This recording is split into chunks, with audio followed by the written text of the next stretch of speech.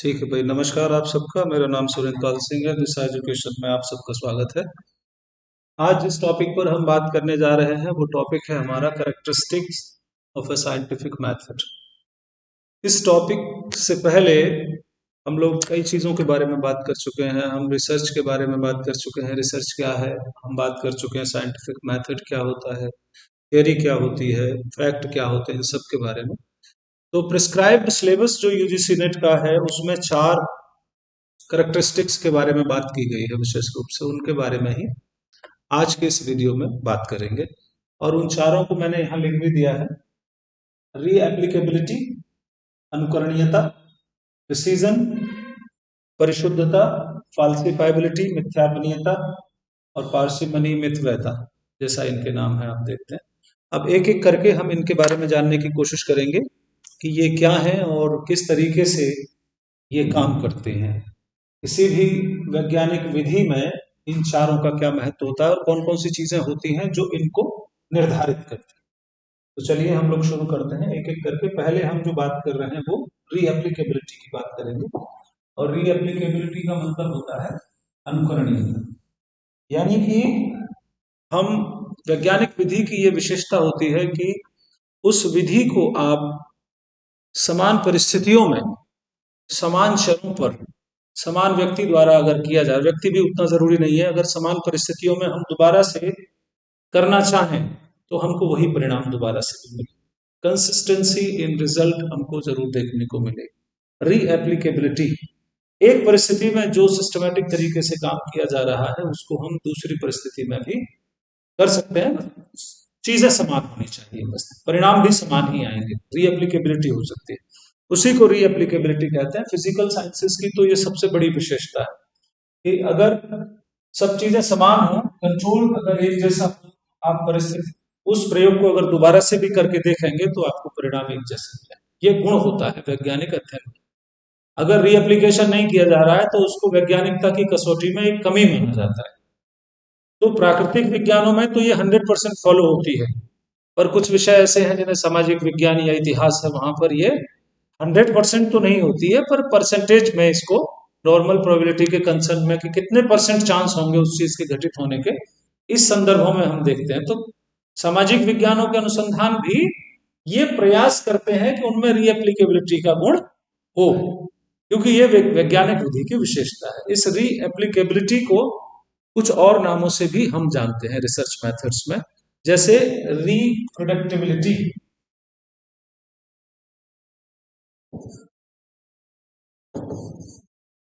रिप्रोडक्टिबिलिटी ये भी उसका दूसरा नाम है। ये शब्द इस्तेमाल कर लीजिए चाहे तो, चाहे रीएप्लीकेबिलिटी, रीएप्लीकेबिलिटी, रिपीटेबिलिटी, रिपीटेबिलिटी भी कहते हैं, ठीक है।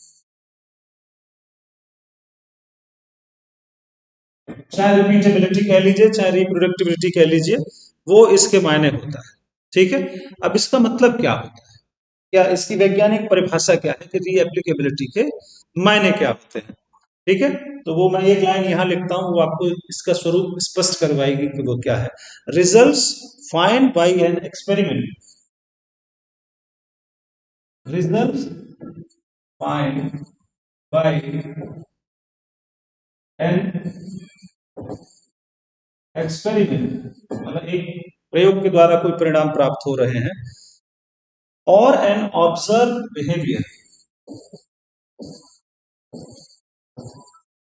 बिहेवियर, ठीक है। Result find by an experiment और an observe behaviour should be achieved again, should be achieved again। किसी प्रयोग के द्वारा या किसी अवलोकन के द्वारा जो परिणाम हमको मिल रहे हैं उनको दोबारा से प्राप्त किया जाना चाहिए, ये गुण रीएप्लीकेबिलिटी कहलाता है, ठीक है। एक जैसी परिस्थितियों में अगर हम सर्कमस्टांसेस को कंट्रोल करके अगर किसी एक्सपेरिमेंट को कर रहे हैं, किसी ऑब्जर्वेशन को हम देख रहे हैं, तो परिणाम समान होने चाहिए दोबारा में, ये इसे कहते हैं रीएप्लीकेबिलिटी को। Results should be achieved again. ये बात कही जाती है। मोस्टली जो फिजिकल साइंसेस हैं, ठीक है, फिजिकल साइंसेस और कंप्यूटेशनल, या ऐसे कह लीजिए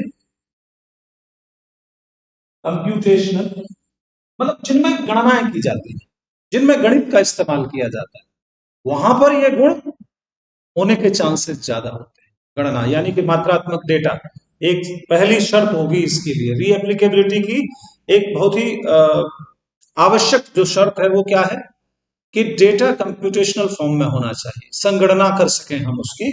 और फिजिकल साइंसेस में ऐसा अक्सर होता है, फिजिक्स में जितने भी अनुसंधान किए जाते हैं वो सब गणित के आधार पर किए जाते हैं। तो जहां संख्याओं का खेल होगा, जहां गणित का खेल होगा, वहां रीएप्लीकेबिलिटी होने के चांसेस उतने ही ज्यादा बढ़ जाएंगे। ठीक है, और क्या कहते हैं सर, एक दो और इसके बारे में हमको विशेषताएं जाननी है। जैसे रीएप्लीकेबिलिटी को हमने जाना कि क्या होता है, पर रीएप्लीकेबिलिटी की कुछ वीकनेस भी है। किस तरीके से, थोड़ा देखें। जैसे ये बात भी कही जाती है रीएप्लीकेबिलिटी के बारे में कि reapplicability alone does not show whether the results are correct or not. Reapplicability का मतलब किसी भी परिणाम के सही या गलत होने से नहीं। परिणाम सही भी हो सकते हैं तो भी रीएप्लीकेबिलिटी हो सकती है, और परिणाम गलत आ रहे हैं और अगर अगले प्रयोग में भी गलत आए, ये भी संभव है, तो रीएप्लीकेबिलिटी तो पूरी होगी, पर परिणामों की सत्यता से उसका कोई सीधा ताल्लुक नहीं। ठीक है, तो रिजल्ट्स के करेक्ट होने से रीएप्लीकेबिलिटी का सीधा सीधा कोई संबंध नहीं होता है, गलत भी हो सकते हैं। जैसे किसी घड़ी को आप, इस समय कितना बजा है, 1 बज रहा, आप इसमें 2 बजा दीजिए, ये ठीक 1 घंटे बाद 3 बजा देगी जबकि सही समय 2 हो रहा होगा। फिर अगले 1 घंटे बाद ये 4 बजा देगी जबकि 3 बजे होंगे, और अगले 12 घंटे बाद इसी समय पर ये 2 बजा देगी। आपने इसको गलत टाइम पर कर दिया, तो रीएप्लीकेबिलिटी तो हो रही है, उसी टाइम में वही परिणाम हमको प्राप्त हो रहा है, पर वो सही नहीं है। यहां पर रीएप्लीकेबिलिटी की समानता रिलायबिलिटी से हो जाती है। जो स्कोर्स की, जो डेटा की जो रिलायबिलिटी होती है, रिलायबिलिटी जो पावर होती है किसी भी टूल की, उससे यहाँ इसकी समानता हो जाती है। सही गलत का इसमें मामला नहीं होता है, बल्कि वो दोबारा रिपीट हो सकता है बस। ठीक है, तो गलत हो सकता है परिणाम। अब वो कौन कौन सी चीजें हैं जो रीएप्लीकेबिलिटी को प्रभावित करती है, फैक्टर्स कौन कौन से हैं। ठीक है, तो फैक्टर्स आप देखें साहब, जैसे हमारे जो डिस्क्रिप्टिव साइंसेस हैं, हमारे सोशल साइंसेस जो हैं, उनमें साइज ऑफ सैंपल, ये एक इंपॉर्टेंट फैक्टर है। साइज ऑफ सैंपल ये बहुत हद तक तय करता है रीएप्लीकेबिलिटी किस हद तक की जाएगी। अगर बहुत छोटा सैंपल हो रहा है तब चांसेस रीएप्लीकेबिलिटी के कम हो जाएंगे, बड़ा सैंपल हमेशा ही रीएप्लीकेबिलिटी के बेहतर माना जाता है। ठीक है, तो एक तो सैंपल साइज, ये डिस्क्रिप्टिव रिसर्चेस में। अगर एक्सपेरिमेंटल रिसर्च की बात कर रहे हैं तब वहां पर वेरिएबल कंट्रोल, वेरिएबल कंट्रोल,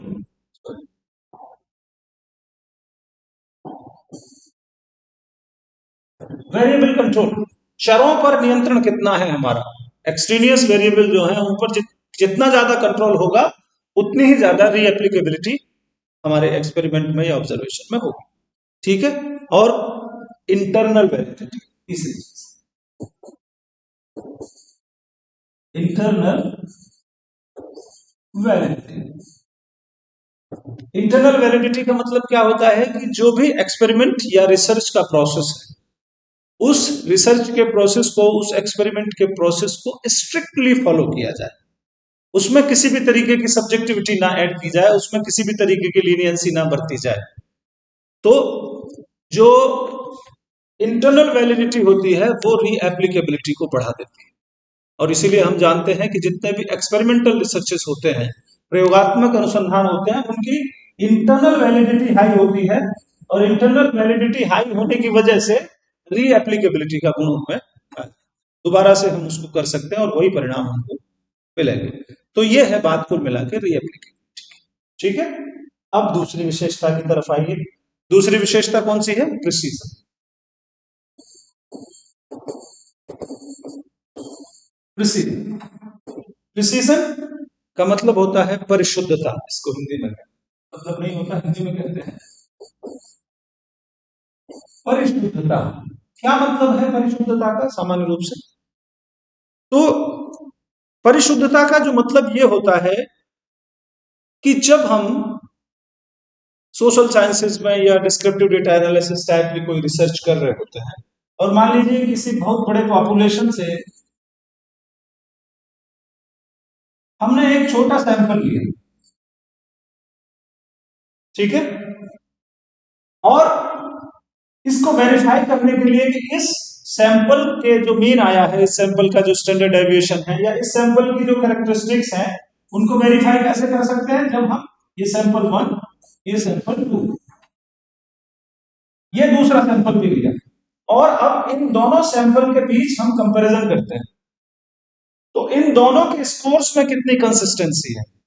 जितनी ज्यादा समानता होगी इन दोनों सैंपल्स के स्कोर्स में, उतनी ही ज्यादा प्रिसीजन माना जाए, उतना ही ज्यादा परिशुद्धता मानी जाती है किसी भी अध्ययन की। ठीक है, क्या कहते हैं इसको? How close a sample to the population sample is taken many time. यानी कि किसी पॉपुलेशन से कई बार जब सैंपल हम लेते हैं और उनसे जो परिणाम हमको प्राप्त होते हैं उन परिणामों में आपस में कितनी समानता है, उस समानता को प्रिसीजन कहा जाता है। ठीक है, अब इस प्रिसीजन के टर्म में पहले इसकी लिख लेते हैं हम डेफिनेशन छोटी सी, तो याद रह जाएगी हमें। ठीक है, क्या कहेंगे प्रिसीजन को? How close a sample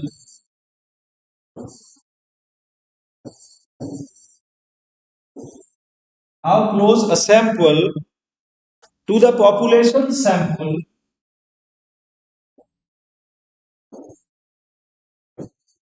to the population's sample taken many times,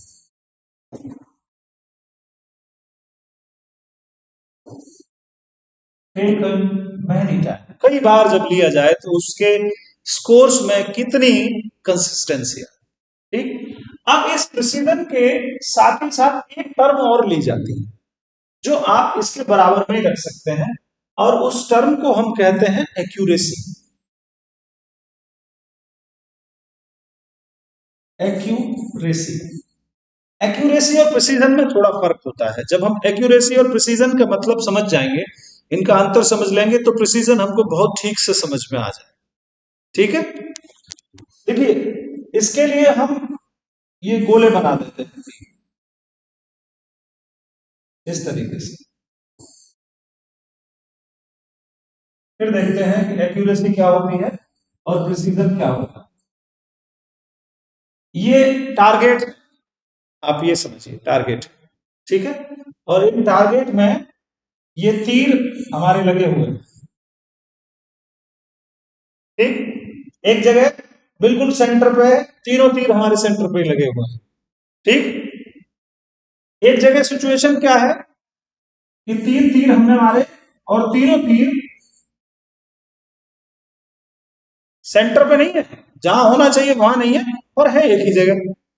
ठीक है, और एक जगह मान लीजिए एक तो यहां लग गया, एक यहां लग गया और एक यहां लग गया, इसकी कंडीशन बाकी की कंडीशन से अलग है। ठीक, अब आप जरा समझिए कि एक्यूरेसी और प्रिसीजन में क्या अंतर होता है, किस तरीके से समझेंगे इसको। देखिए, ये जो पहली कंडीशन है, ये पहली कंडीशन डिनोट करती है good precision and good accuracy. Precision भी सही है और एक्यूरेसी भी ठीक है। ठीक है, दूसरी जो कंडीशन है वो कंडीशन डिनोट करेगी पुअर एक्यूरेसी और गुड प्रिसीजन। बात आप समझ रहे हैं? बेशक बाहर लगे हैं पर तीनों एक ही जगह लगे हैं, पर एक्यूरेसी नहीं है क्योंकि ऑब्जेक्टिव को फुलफिल नहीं कर रहे, जहां होना चाहिए वहां नहीं है पर तीनों एक जगह है। तो प्रिसीजन जो है गुड है, तीनों एक ही रिजल्ट दिखा रहे हैं, यहां पर भी तीनों एक ही रिजल्ट दिखा रहे हैं पर सही जगह पर लगे हैं, तो एक्यूरेसी भी है। ठीक, और ये सिचुएशन है poor accuracy and poor precision. ना तो प्रिसीजन ठीक है और ना ही एक्यूरेसी ठीक है। अब तो क्लियर हुआ एक्यूरेसी और प्रिसीजन में क्या फर्क होता है। और एक्यूरेसी का मतलब क्या है? एक्यूरेसी का मतलब होता है कि जो परिणाम आ रहे हैं उन परिणामों में कंसिस्टेंसी कितनी, ऐसे सामान्य रूप से मान सकते। ठीक है। एक पॉपुलेशन से लिए गए सैंपल, चाहे वो अलग अलग टाइम पर लिए जाएं, उन सैंपल्स के स्कोर्स में कितनी समानता है, कितने पास हैं वो एक दूसरे के। ऐसा तो नहीं है कि बहुत दूर दूर हैं। एक बार किसी की इंटेलिजेंस का हमने मेजर किया और इंटेलिजेंस आई 102, दोबारा फिर किया तो आई 120, तीसरी बार फिर किया तो आई 85। इसका क्या मतलब? प्रिसीजन नहीं। ठीक है। तो ये प्रिसीजन और एक्यूरेसी है। एक दो बात और प्रिसीजन के बारे में हमें समझ लेनी चाहिए। वो क्या है कि precision is a measurement of reapplicability और कंसिस्टेंसी ऑफ मेजरमेंट। मेजरमेंट की रीएप्लीकेबिलिटी और कंसिस्टेंसी को बताता है। क्या क्या बताएगा ये?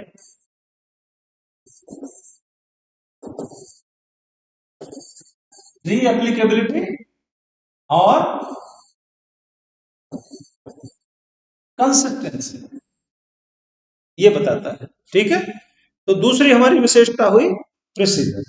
अब तीसरी विशेषता की तरफ आते हैं और तीसरी विशेषता है फाल्सीफाइबिलिटी। फाल्सीफाइबिलिटी का मतलब होता है मिथ्यापनीयता।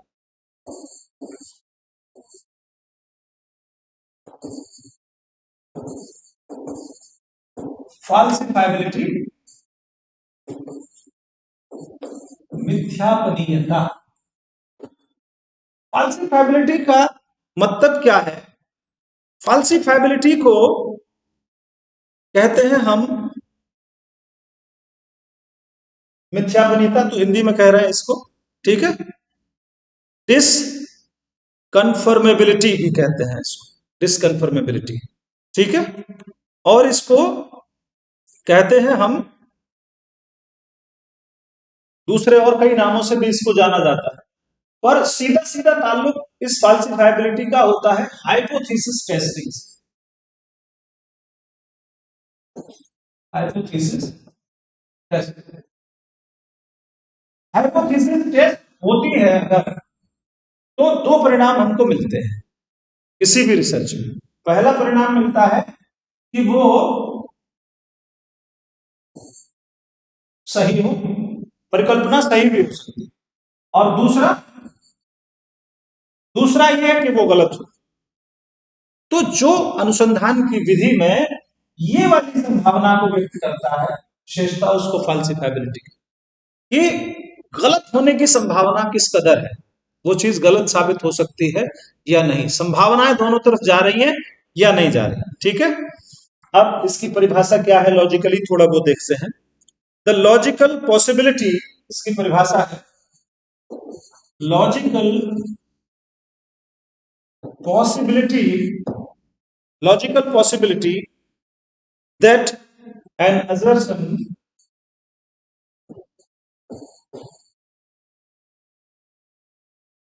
that an assertion, assertion का मतलब कथन, कथ्य जो कहा गया है, assertion, और हाइपोथेसिस, और हाइपोथेसिस और थ्योरी, तीन शब्द डाले हैं।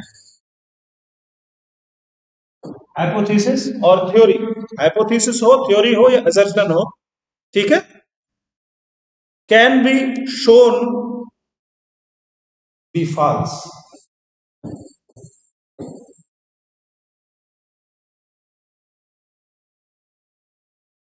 उसको गलत दिखाया जा सके, उसके बारे में यह कहा जा सके कि यह गलत भी हो सकता है, बाय एन ऑब्जर्वेशन,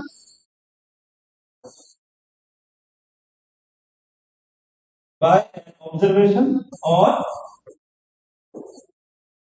एक्सपेरिमेंट, किसी प्रयोग या अवलोकन के द्वारा किसी कथ्य, किसी परिकल्पना या किसी सिद्धांत को गलत ठहराया जा सके, उस विशेषता को हम कहते हैं फाल्सिफाइबिलिटी। ठीक है। ये जो फाल्सिफाइबिलिटी है, ये डिडक्शन के नियम पर आधारित है, निगमन के नियम पर आधारित। ये बात, it is based on deduction. Deduction का मतलब है बहुत सारी गलत चीजों में से एक सही को निकाल लेना। ठीक है, डिडक्शन पर आधारित है, उसी पर आधारित है। और इसको जो देने वाले हैं फॉल्सिफाइबिलिटी को, उनका नाम है कार्ल पॉपर। कार्ल पॉपर, इन्होंने एक पुस्तक लिखी कार्ल पॉपर ने, उस पुस्तक में इसका जिक्र किया, उसका नाम है logic of scientific discovery. Logic of scientific discovery. इस किताब में फॉल्सिफाइबिलिटी का सबसे पहले इन्होंने जिक्र किया है। ठीक है, तो ये बात भी क्लियर है फॉल्सिफाइबिलिटी क्या होती है। अब चौथी विशेषता की तरफ हम आते हैं, और चौथी विशेषता है पार्सिमनी।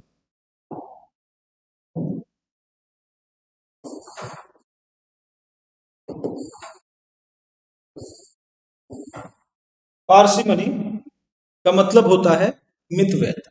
ठीक है, मितव्ययता।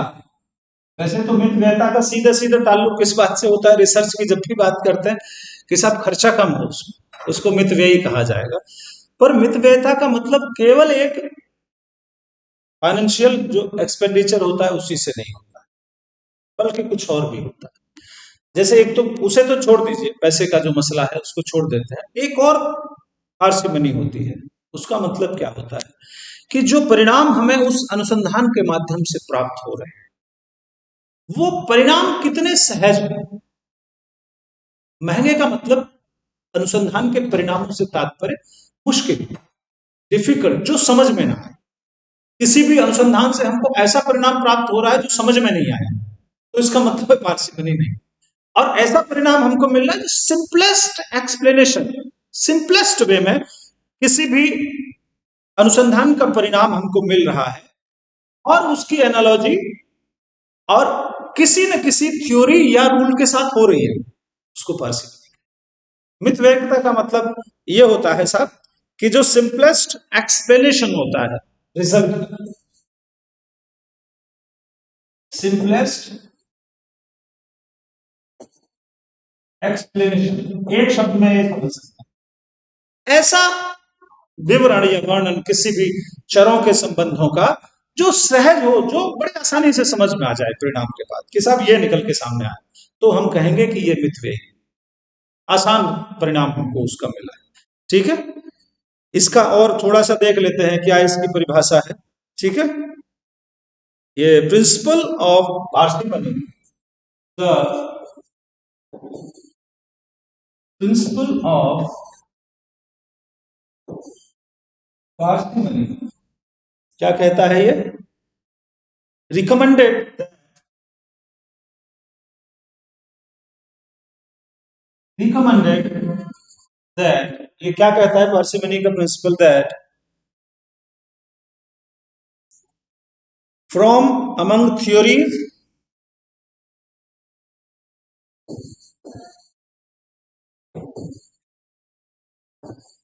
fitting, from among theories fitting the data equally well sequence, fitting data equally well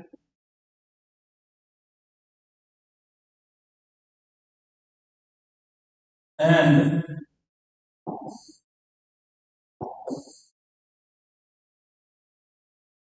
scientific manner।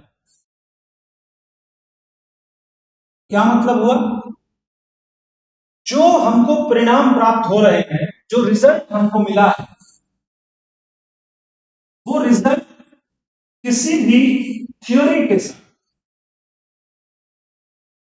Match करना चाहिए, आसानी से उसके साथ फिट होना चाहिए। फिटेबिलिटी यानी कि जो परिणाम हमें मिल रहे हैं वो किसी न किसी थ्योरी के या तो साथ जाएंगे, और मोस्टली साथ ही जाते हैं, या अगेंस्ट भी जा सकते हैं। फाल्सिफाइबिलिटी का मतलब यही होता है, फाल्सिफाइबिलिटी इससे पिछली जो विशेषता कहती है अगेंस्ट जाने चाहिए, जा सकते हैं, उसकी संभावना भी होनी चाहिए। पर पार्सिमनी ये कहती है कि किसी भी सिद्धांत के साथ कितना ज्यादा मैच कर रहे हैं वो, यानी कि हमारी जो रिसर्च है वो पिछला वाला जो रिसर्च का काम अब तक जितना हुआ है उसके साथ में एक साम्यता, एक एनालॉजी और एक समानता जैसा उसको दिखाना चाहिए। आप समझ रहे? ठीक है। और सिंपलेस्ट एक्सप्लेनेशन तो मैंने बता ही दिया, ये इसका मायने होता है। तो पार्सिमनी का मतलब पैसे में मितव्ययता नहीं, बल्कि परिणामों में मितव्ययता से होता है। और परिणाम सरल होने चाहिए और किसी सिद्धांत के साथ उनकी समानता दिखनी चाहिए, फिट होनी चाहिए। बात आप समझ रहे हैं? जैसे कोई व्यक्ति इस बात तरीके का अनुसंधान करता है कि भाई अगर बच्चों को थोड़ी सी मोटिवेशन दे दी जाए या खेलने के ज्यादा अवसर दे दिए जाए या उनको मन का करने का काम कोई दे दिया जाए तो उससे उनके सीखने की रफ्तार पे क्या फर्क पड़ता है। अब मान लीजिए उन बच्चों को फ्री टाइम थोड़ा सा ज्यादा बढ़ा दिया, फिर देखा कि बच्चे कैसे सीख रहे हैं, तो रिजल्ट आया कि बच्चे बढ़िया सीख रहे हैं। एक तथ्य निकलकर सामने आया। अब ये तथ्य क्या किसी सिद्धांत के साथ मैच कर रहा है? अनुसंधानकर्ता देखेगा कि हाँ भाई स्किनर की थ्योरी यही कहती है कि रीइंफोर्समेंट दिया जाएगा तो इसका मतलब है परिणाम मैच कर। फिर दूसरी थ्योरी देगी हमने कि हाँ हल्की थ्योरी भी यही कहती है कि अगर थोड़ा सा आराम दिया जाए, थकान को कम किया जाए तो बढ़िया तरीके से बच्चे सीखते हैं, तो वो भी सपोर्ट कर रही है। इसका मतलब है कि परिणामों में पार्सिमनी है। तो ये है साहब 4 विशेषताएं जिनके बारे में हमने इस वीडियो में बात की। रीएप्लीकेबिलिटी, प्रिसीजन, फाल्सिफाइबिलिटी और पार्सिमनी। अब फिर किसी नए वीडियो में मुलाकात होगी, तब तक के लिए धन्यवाद।